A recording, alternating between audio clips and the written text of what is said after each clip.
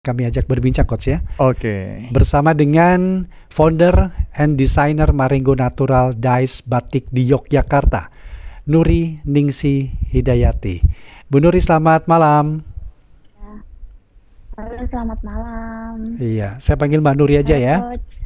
Malam Mbak Ya, Nuri. silakan. Iya, sehat ya Mbak Nuri ya?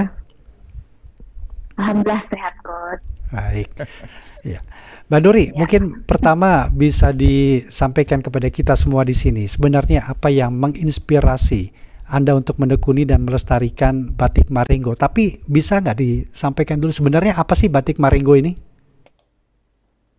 Oh iya, baik. Terima kasih, Kak. Jadi Batik Marengo itu salah satu brand batik yang memfokuskan pada batik warna alam. Jadi ketertarikan saya terhadap batik warna alam itu memang yang pertama karena warisan dari nenek moyang kita ya. Jadi memang ibu saya itu sebagai seorang pembatik di Balai Penelitian Batik di Yogyakarta. Nah, saya sudah sering melihat batik itu dari sejak kecil. Jadi dari melihat batik itu mulailah saya rasa ketertarikannya ingin membuat desain batik yang aku sukai nih. Jadi kan sudah sering lihat yang batik tradisional kayak gitu. Tapi gimana aku membuat desain yang sesuai dengan yang aku inginkan. Nah, dari situ jadi tertarik terus untuk menggambar sesuatu yang berbeda dengan batik-batik pada umumnya. Dari ketertarikan itu, terus warna-warna yang saya kembangkan juga awalnya memang tertarik dengan warna-warna yang soft dan warna-warna yang soft itu bisa didapatkan dengan pewarnaan alam ternyata. Nah, dari situ mulai tertarik untuk menggali pewarnaan alam yang ada di lingkungan sekitar kita. Ternyata tanaman-tanaman yang ada di daerah kita itu bisa digunakan untuk bahan pewarna dan ini sangat menarik sekali. Akhirnya saya waktu tugas akhir pada kuliah saya di Institut Seni Indonesia Yogyakarta, waktu itu mengambil penelitian tentang pewarnaan alam. Nah, dari situlah mulai tambah tertarik nih untuk menggali terus bagian dari ini kan salah satu budaya Indonesia yang tidak akan pernah mati ya Kak. Terus ingin mengulik, itulah rasa ketertarikan saya. Iya. Bahan dasar warna alami itu dari mana ini? Atau apa saja sumbernya? Ya.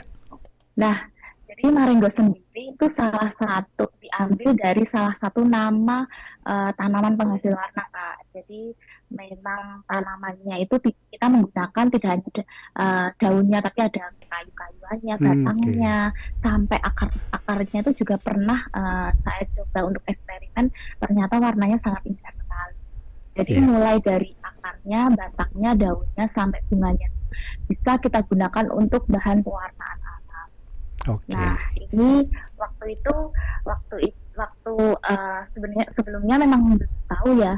Ini gara-garanya itu waktu saya membaca buku tentang buku induknya batik, itu disebutkan kalau batik di Indonesia itu awal mulanya memang dari nenek moyang kita itu mengambil pewarnaannya itu dari hutan. Nah, waktu zaman dahulu ya pakai hutan. Nah, saya berpikir apakah mungkin nih bisa di era sekarang tuh saya juga menggunakan bahan pewarna alam, tapi saya mengambilnya di mana nih kalau zaman dahulu kan di hutan. Nah, akhirnya saya waktu itu mengambilnya di lingkungan tempat tinggal gitu. Itu awal mulanya panjang ya Kak. Jadi awalnya Mbak Nuri sendiri menerjuni secara serius sudah berapa lama ini Mbak? Oh ya, kalau secara serius itu setelah lulus itu tahun 2015. Nah, dari tahun 2015 itu memang setelah tugas akhir itu mendapat apresiasi yang baik dari Yayasan Batik Indonesia. Nah, dari situ menjadikan modal saya untuk melanjutkan untuk ini ya, dari eksperimen itu saya berpikir bagaimana dari eksperimen yang bermanfaat untuk saya sendiri tapi bisa bermanfaat untuk orang lain. Akhirnya saya waktu dapat award itu saya mengajak orang-orang sekitar di tempat saya untuk ayo siapa yang mau belajar batik. Jadi setelah lulus tahun 2015. Oke.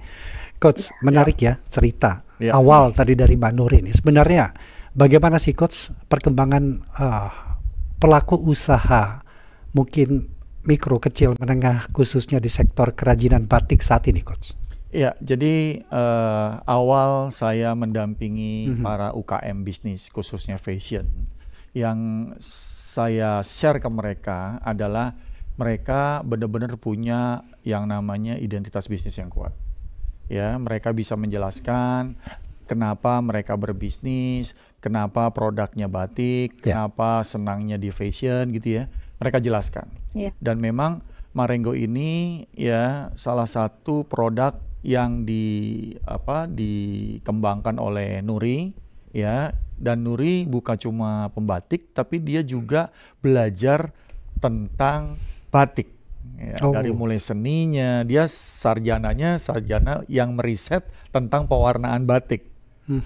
Dan ternyata di Indonesia sumber pewarna alam ini sangat luar biasa. Ya, dari daun, akar, batang gitu ya, mereka bisa olah sehingga bisa menimbulkan warna-warna yang berbeda yang nantinya akan menjadi tinta untuk batik tulis yang mereka buat. Ini sesuatu hal yang sangat berbeda. Makanya saya bilang batik Indonesia itu bukan sekedar kalau dibikin jadi kain bukan cuma kain biasa, kalau dibuat jadi baju bukan sekedar baju biasa. Tapi ini hasil karya yang merupakan peninggalan nenek moyang kita, dan ini merupakan kearifan lokal. Sehingga orang yang dijelaskan dengan jelas prosesnya, terus semangat dari pembuatan batik, bahkan setiap corak batik itu ada artinya, ada semangatnya, dan ada story-nya. Nah, ini yang membuat kita ini sangat kaya dengan fashion yang sangat original, yang sangat natural, dan juga saat ini semua bisnis menuju kepada green gitu kan. Natural, pewarnaan alam, ya, sangat ramah lingkungan. Nah, ini yang menjadi menarik, Bang Rudi. Apakah itu bisa diartikan sebagai suatu tantangan tersendiri bagi atau yang dihadapi pelaku UMKM ketika mempertahankan produk yang berbasis alami seperti yang dijalani oleh Mbak Nur ini, Coach? Ya, kalau saya sih bilangnya bukan tantangan, tapi ini potensi. Potensi yang sebenarnya itu menjadi keunggulan, yang tidak semua UKM mengerti keunggulan dari potensi yang kita punya ini bisa menjadi sebuah nilai jual yang sangat luar biasa. Makanya saya waktu damping UKM saya tanya, mana profil kamu? Mana proses pembuatannya? Mana cerita di balik produk yang dibuat, sehingga ini bisa meyakinkan bahwa pembeli bukan bayar hanya sebuah baju atau fashion yang mereka pakai untuk sehari-hari, tapi mereka punya cerita, mereka punya kebanggaan dengan memakai produk asli Indonesia ini. Ya, saya ingin ke Mbak Nuri kembali. Kalau target pasarnya siapa nih, Mbak Nuri? Ini ya. Maaf Bang ya, Bang Rudi. Bebas Mbak. Ya, untuk target pasar itu awal mulanya memang sebelum saya dapat ilmu yang sangat luar biasa dari Coach Getty ya, itu ini pecinta kain wastra aja Bang. Nah, setelah 2 tahun lalu ya di coaching sama Coach Getty, itu ilmunya kan banyak sekali dan ada strategi-strateginya, dan ternyata sekarang itu merambah target pasarnya itu anak-anak muda pun juga antusias dengan karya-karya terbaru dari kita. Nah, itu karena adanya different produk yang telah kita lakukan. Jadi ya kalau dari kemarin kita mengolahnya hanya berupa kain saja, nah sekarang sudah meningkat menjadi busana atau baju untuk baik untuk anak muda maupun untuk ibu tetap pecinta dengan wastra. Nah, jadi sekarang sudah bertambah nih gara-gara ada coaching bisnisnya ya sama coach di situ. Ya, apa sih Mbak yang mungkin bisa dilihat secara nyata perbedaannya batik-batik yang pada umumnya dengan batik yang menggunakan pewarna buatan atau pewarna alami, maksud saya pewarna alami, dan adakah mungkin corak-corak yang dikedepankan dari karya-karya Mbak Nuri? Mungkin perbedaannya di ini ya, kalau kita itu punya pondasi inspirasi dalam membuat desain itu tuh kita mengambil beberapa tema kayak misalkan alam dan budaya. Nah, kita mengambil tema keindahan alam. Misal contohnya yang telah kita lakukan kayak kemarin kita mengeluarkan koleksi warna yang dari tanah nih Kak. Nih Bang, jadi warna tanah, terus eksplorasi warnanya menggunakan warna tanah, tapi desain-desainnya adalah desain-desain alam di daerah kita, daerah tempat kami berkarya yaitu di Berbah Sleman, Yogyakarta. Nah, ini kan banyak wisata-wisata alam ya. Nah, itu saya tuangkan nih di desain-desain Maringgo, dan penggunaan warnanya warna alam, dan koleksinya itu tahun 2020 2023 kemarin tuh namanya Tanah Basah. Nah, itu berawal dari warna tanah, kemudian dengan motif-motifnya itu motif-motif alam sekitar kita. Jadi banyak sekali inspirasi motifnya yang membedakan dengan batik yang lain. Jadi kita tuh punya cerita setiap dalam membuat desainnya. Itu sih yang mungkin yang membuat berbeda dengan yang lainnya. Salah satunya ya Bang. Ini kan bisa dikatakan Coach Getty sebuah inspirasi yang diceritakan tadi oleh Mbak Nuri. Nah, kemudian bagi mereka yang menjalani usaha serupa dengan Mbak Nuri, langkah-langkah yang bisa diambil Coach untuk mencoba mengintegrasikan nilai budaya dengan kebutuhan pasar modern saat ini Coach. Ya, jadi kalau kita bicara fashion dan khususnya batik ya, populer Jogja, Solo, dia Jawa Tengah, bahkan sekarang setiap provinsi ada batiknya. Dan mereka menggali sebuah keunggulan, keunikan dari masing-masing produk ini karena punya ciri khas yang berbeda-beda, ya. Ada karakter batik Cirebon, batik Cirebon, batik Pekalongan, batik Solo, batik Jogja, itu semua punya ciri khas masing-masing. Sehingga mereka begitu mereka memahami tentang apa yang mereka buat ini berbeda dengan siapapun yang awalnya mereka anggap itu sebagai kompetitor, sekarang mereka berkolaborasi. Melakukan fashion show, tasnya dari produk brand tertentu, bajunya, topinya, sepatunya, itu kolaborasi dari beberapa UKM. Dan ini sudah rutin dilakukan baik di dalam negeri maupun di luar negeri mereka fashion show-nya. Dan itu punya ciri khas masing-masing dan mereka bisa jelaskan story atau ide atau karakter dari fashion design yang mereka buat, sehingga para pecinta batik atau pecinta fashion ini jadi paham apa bedanya. Sehingga yang tadinya harus memilih antara yang A dan B, akhirnya A dan B dibeli dua-duanya sama pecinta fashion, seperti itu Bang Rudi. Tapi begini Coach, kalau tadi seperti dikatakan kolaborasi itu menjadi penting ya. Tetapi bagaimana itu bisa menjawab dari sisi daya saing, terutama di pasar global. Nah, bagaimana membaca atau pelaku-pelaku UMKM itu mampu untuk membaca tren ke situ, Coach? Ya, jadi dengan dijelaskan gitu ya, dengan dijelaskan tentang ide desain, bahwa ini ada sejarahnya, ada artinya, sehingga pelanggan-pelanggan internasional ini jadi melihat, oh ini beda dengan yang saya pikir ini cuma sekedar baju, tapi ini ada budaya.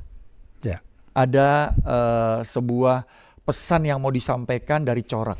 Bahkan ada orang yang diteliti ternyata corak batiknya cocoknya dengan batik jenis ini. Bajunya, desainnya cocok dengan batik model ini. Nah, itu menjadi sesuatu ketertarikan, dan kalau saya bilang daya saing akhirnya mereka bisa mendapatkan pelanggan yang sangat niche untuk masing-masing produk yang mereka buat. Contohnya kemarin pada saat Inacraft 2024 yang baru selesai berapa minggu yang lalu, itu pengunjungnya luar biasa. Dan masing-masing brand itu punya pelanggan, ya, loyal pelanggan yang berbeda-beda. Bahkan itu isinya ibu-ibu yang menggemari fashion, menggemari batik, bahkan bukan camua batik. Oh, itu ramai sekali. Dan saya bisa melihat bahwa mereka punya pelanggan masing-masing dan mereka punya omset yang luar biasa dari setiap stand, setiap produk yang berpameran di Inacraft tersebut, Bang Rudi. Ada fashion, ada craft, ya, bahkan ada kuliner juga, ya. Itu luar biasa. Mbak Nuri, boleh tahu nggak sekarang skala usahanya seperti apa nih, Mbak?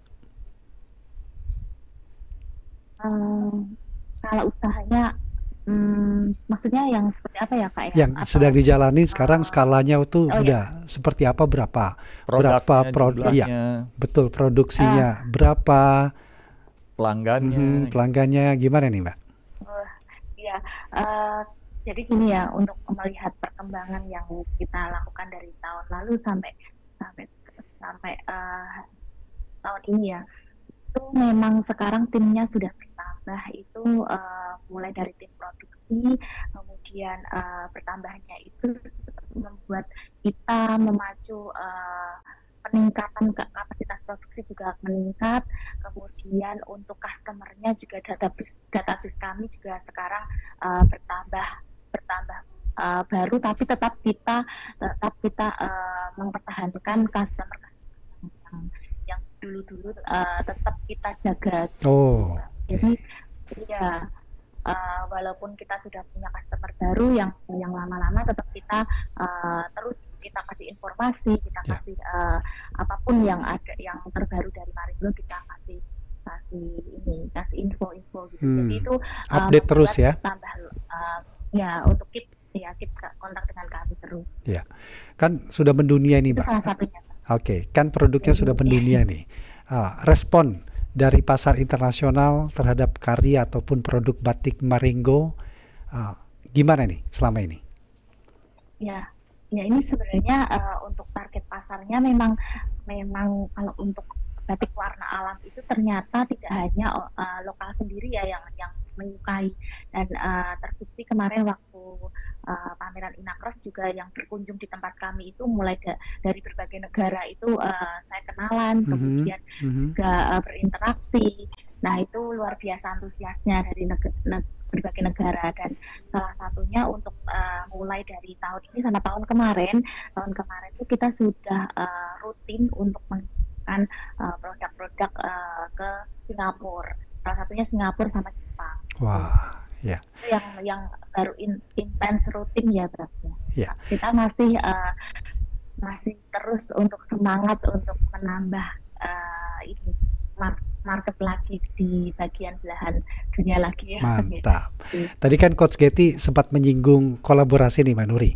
Nah, sejauh ini Iya. gimana kolaborasi yang dilakukan oleh Batik Marengo? Apakah dengan produk lokal juga atau bahkan sekarang sudah menjajaki kolaborasi dengan produk-produk luar? Gimana Mbak? Oh iya, kalau untuk kolaborasi sendiri baru hari ini kita itu memang mau kolaborasi dengan produk lokal yang ada di Jakarta, yang Mhm. sekarang masih dalam proses ini, Bang, masih proses eksekusi nih, mau keluarnya waktu Inacraft, insya Allah. Nah itu baru mulai ini sih, untuk kolaborasi dengan produk lokal baru memulai ini sih. Ya, Ya, ya. Baik. ya, Coach, Ya, kan dikatakan tadi sebenarnya privilege yang kita miliki adalah potensi dari sumber daya alam yang cukup tinggi, Coach ya, ya, yang harus bisa dimanfaatkan dengan baik. Tetapi kan mungkin tidak semua orang memiliki kemampuan untuk dapat mengolah itu semua.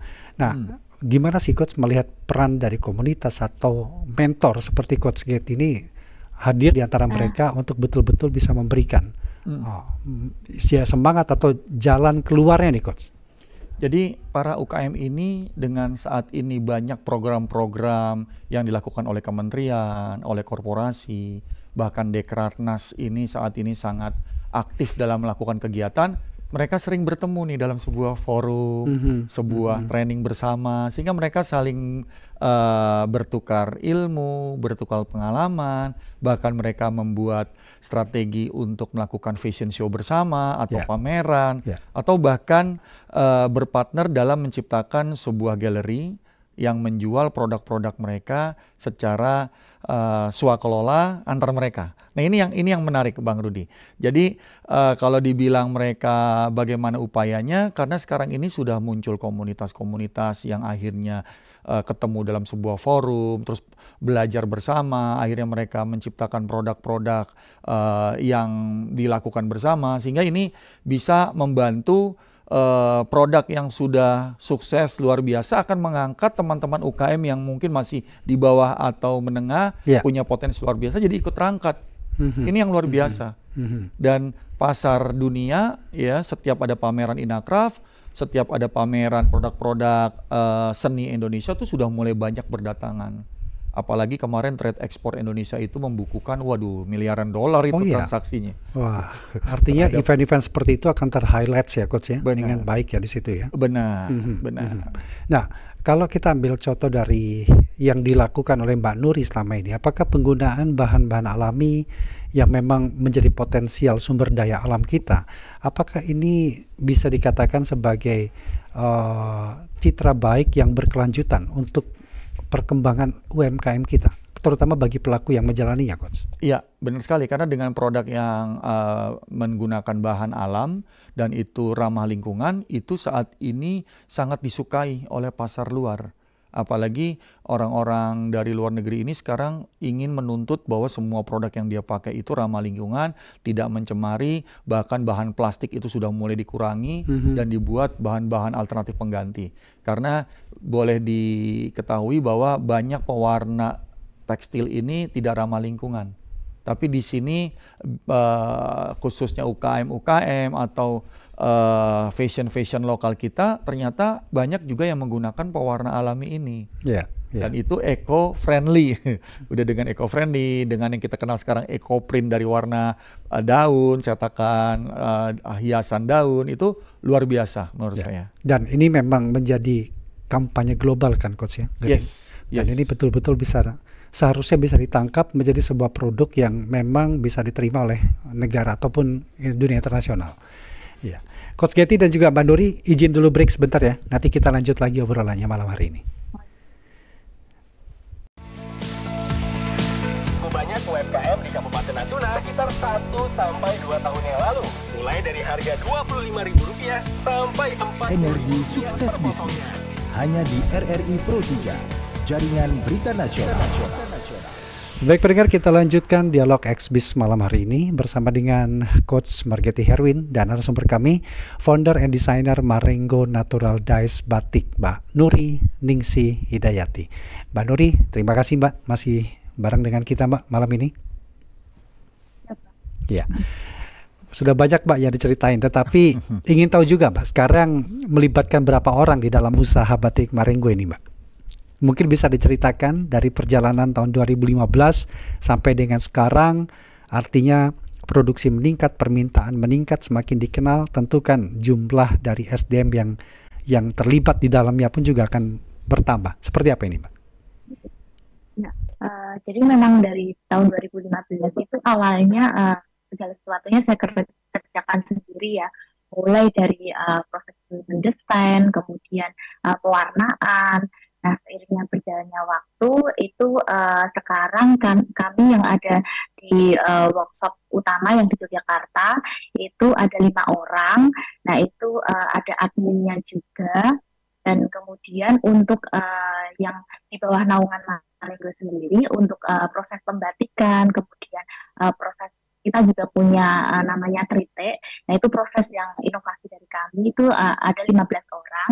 Kemudian kita juga kerjasama juga untuk dari kelompok yang kita bina. Jadi totalnya ada sekitar berapa tuh? 20-an. 20-an sekarang? Itu yang benar-benar ini ya di naungan Marengo yang memang kerjanya khusus untuk membuat ini batik sama tritik di tempat kami. Oke. Dan sejauh ini apakah sudah ada artinya melibatkan teknologi Mbak untuk mungkin meningkatkan sisi produksinya sendiri? Gimana nih untuk menjawab permintaan pasar lah? Untuk teknologi sendiri itu kami memakai teknologi dalam proses ini. Kalau batik itu ada cap kombinasi batik, kayak gitu sih Bang. Ya, untuk teknologi pemasarannya mungkin ya Bang ya. Kalau pemasaran berarti teknologi informasi digital mungkin ya? Ya, atau gimana? Kita awalnya kan memang sebelum pandemi itu kita offline kan, jadi belum mengerti tuh untuk langsung ke dunia online, jualan lewat online. Karena setahu kami customer tuh pengennya memegang langsung gitu. Nah, tapi setelah pandemi itu kita itu nggak bisa kemana-mana, akses tertutup, kemudian orang-orang yang datang ke tempat kami sudah benar-benar ditutup, tidak bisa kemana-mana. Nah, akhirnya gimana lagi, kita harus membuat studio yang biasanya digunakan untuk menggambar itu kita rubah sedikit untuk pemotretan produk dan kita jualannya lewat online. Nah, dari situ malah masuklah ini Bang, kita mulai mempercantik Instagram kami, kemudian mempunyai website yang aktif sehingga orang-orang tahunya juga lewat website juga ada. Tapi untuk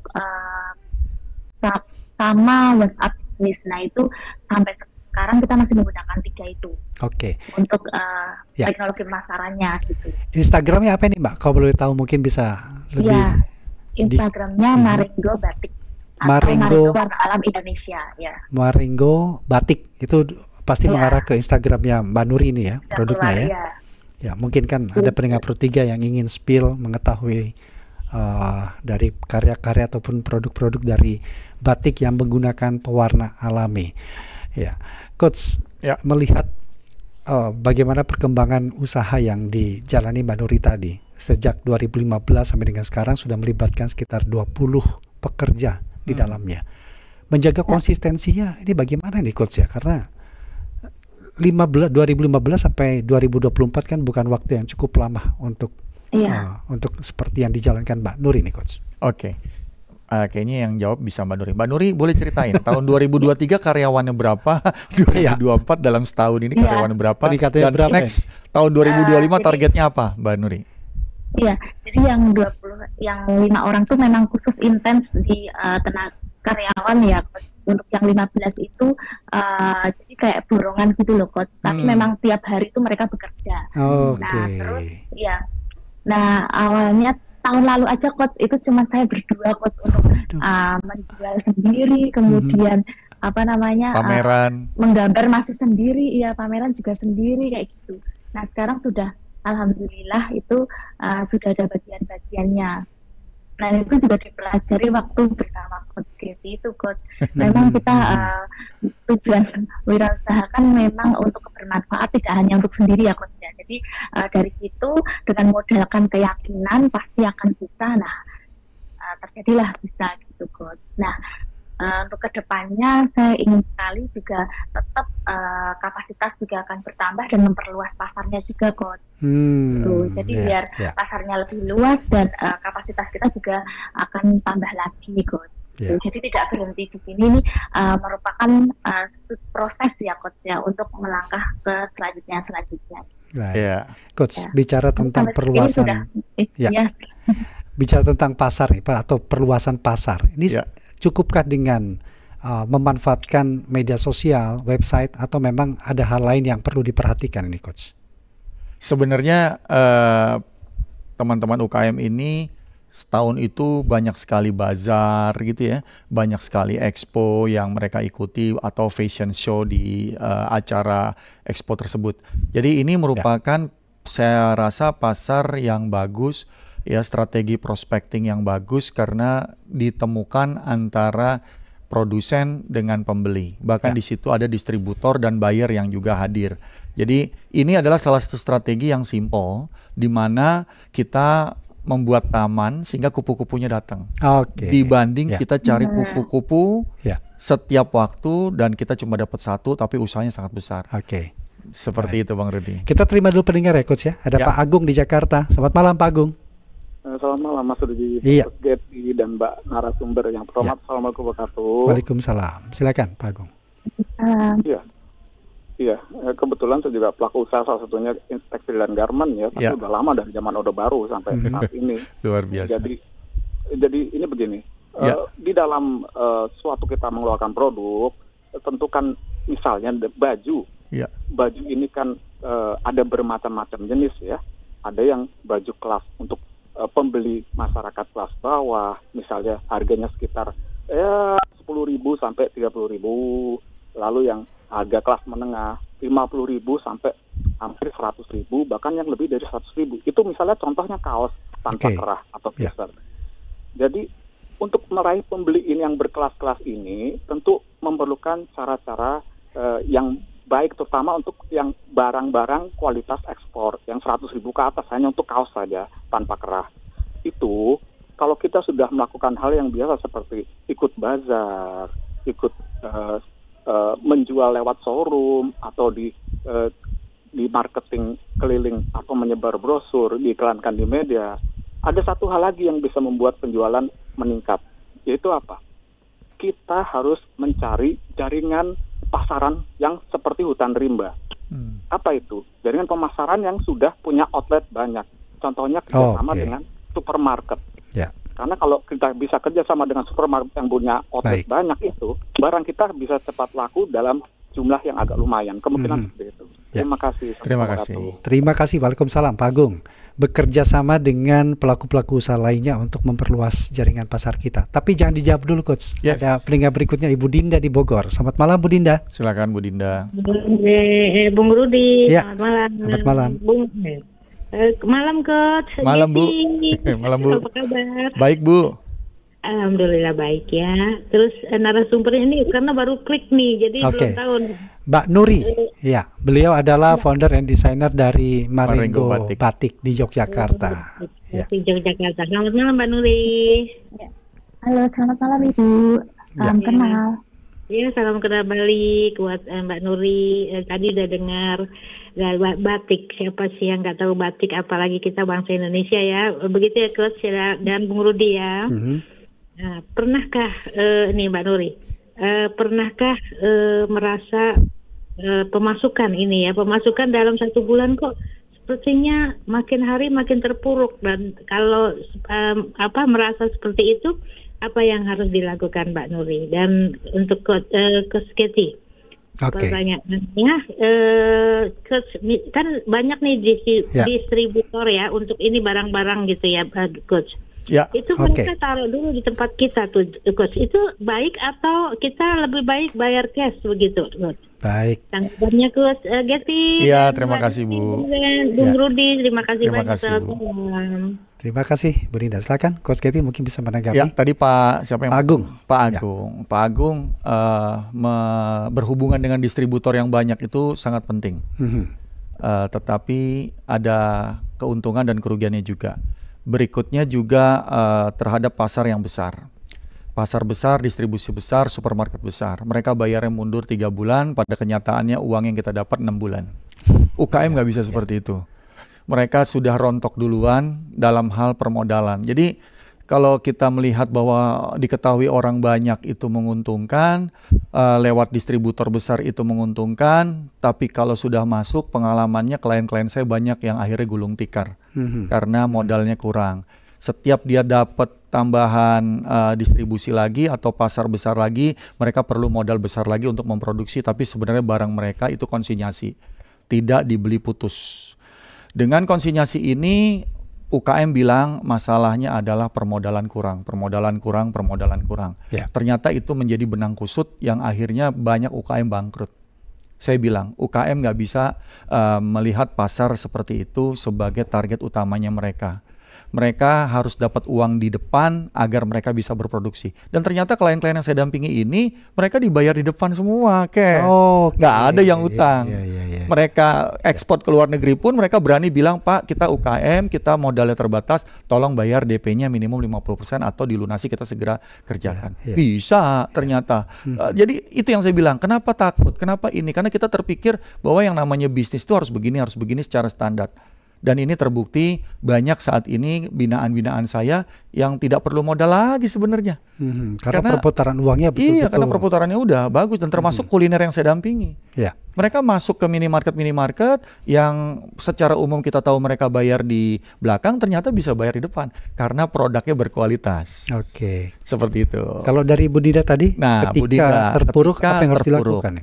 Makanya pada saat saya mendampingi klien-klien binaan saya, ya saya tidak fokus kepada strategi dulu. Fokus kepada internal dulu, produknya yang bagus, produknya yang berkualitas, produknya itu bisa dijelaskan apa keunikannya, apa keunggulannya, ya visi misi bisnis seperti apa, itu internal dulu yang dikuatin, fondasinya kuat. Dan alhamdulillah setelah mereka punya fondasi yang kuat, omset mereka terus meningkat.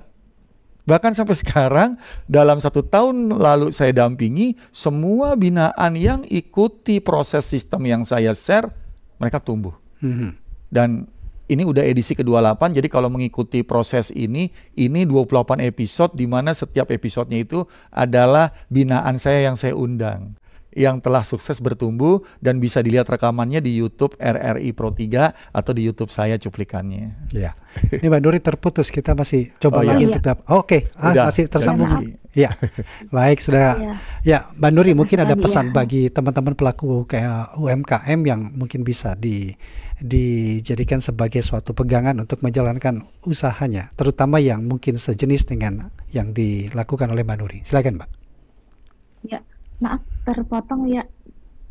Ya, silakan Mbak Nuri. Ya, jadi apa Bang? Ya, mungkin ada pesan bagi teman-teman. Pesan teman-teman pelaku UMKM, apa yang harus dilakukan, memulainya, tidak putus asa. Ya mungkin mereka akan melihat tidak bisa melihat secara instan, tetapi prosesnya bagaimana yang bisa sebagai masukan ini, Mbak. Ya, kalau berdasarkan pengalaman yang pernah saya lalui, jadi ketika kita merasakan dalam suatu usaha itu pasti ada rasa pernah mau menyerah waktu itu, tahun lalu itu pengen kok segini-gini aja gitu, kok omsetnya segini aja dan kurang nggak berkembang gitu. Nah akhirnya ada coach Katy dan kawan-kawan itu tuh benar-benar membuat kita tambah semangat. Jadi salah satunya itu kita terus untuk berani menggali ilmu baru dan tidak pernah puas dengan ilmu yang sudah didapatkan. Sebagai owner bisnis itu memang kita harus benar-benar punya daya saing yang tinggi maupun untuk ide inspirasi juga harus terus dilakukan gitu. Jadi jangan pernah merasa puas lah dengan apa yang didapat sekarang. Sebagai penutup, Coach. Sebagai penutup, jadi bagaimana? Ini mungkin juga sekaligus pelatihan atau pendampingan yang tepat untuk dapat meningkatkan usaha. Iya, mungkin dari jadi juga. Kalau Anda mau melakukan usaha, jangan jadi mental pedagang, yang penting laku.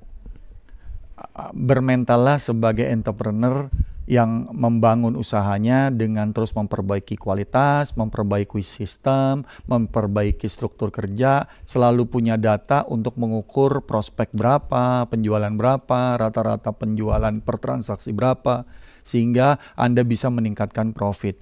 Jadi teman-teman yang mendengar program ini, silakan nanti lihat di website saya coachmarkety.com atau YouTube saya Markety Herwin. Saya banyak sharing sesuatu hal yang membuat Anda memperkuat internal di usaha Anda. Bukan hanya Anda mencari produk yang bisa dijual, ya, menjual dengan harga yang bersaing, itu membuat Anda akhirnya pelan-pelan menjadi susah bisnisnya, sehingga Anda tidak bisa berkembang karena untungnya sedikit dan Anda merasa kok usaha sia-sia aja. Jadi ayo bangun bisnis dengan kualitas, dengan fondasi bisnis yang kuat sehingga bisa Anda tumbuh berkembang terus untuk mencapai visi misi usaha Anda. Ya. Terima kasih Coach Katy, terima kasih Mbak Nuri sudah berbincang dalam Dialog X-Biz di malam hari ini. Mudah-mudahan memberikan manfaat buat kita semua. Sukses untuk Batik Maringgonya, Mbak Nuri. Terima kasih Mbak Nuri. Amin. Terima kasih Coach. Terima kasih Mbak. Demikian tadi kami telah tuntaskan Dialog X-Biz malam hari ini, dan terima kasih untuk Anda sudah berpartisipasi dalam dialog kami malam hari ini. Coach Katy, makasih Coach. Terima kasih. Kita ketemu lagi Selasa depan Coach ya. Assalamualaikum warahmatullahi wabarakatuh. Waalaikumsalam warahmatullahi wabarakatuh. Banyak UMKM di Kabupaten Natuna sekitar 1-2 tahun yang lalu. Mulai dari harga Rp25.000 sampai 4. Energi sukses bisnis hanya di RRI Pro 3, jaringan berita nasional.